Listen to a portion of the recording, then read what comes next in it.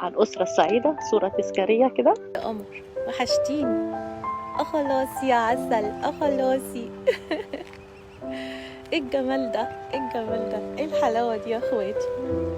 ده رب الأسرة يا جماعة، ودي الأولاد ودي المدام. بصراحة يعني الراجل ما قصرش، واخدهم بيفسحهم. ادي الأسرة السعيدة.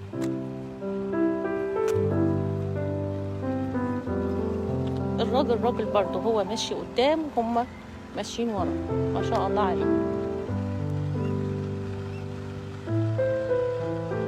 يا ترى غديتهم فين بقى؟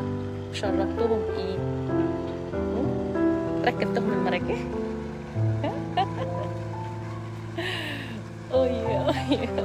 هو خايف على فكرة، هو بيطردني. هو خايف مني وبيطردني وكان هيعضني.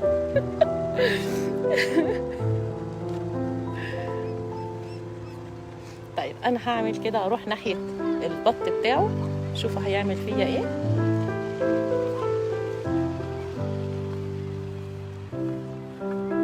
ما زال جاي ورايا.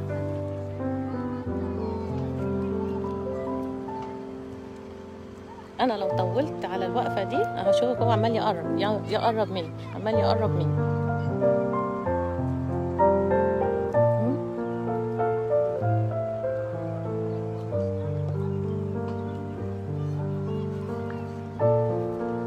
هيقرب وهيعديني هيعديني هيعديني هيعديني.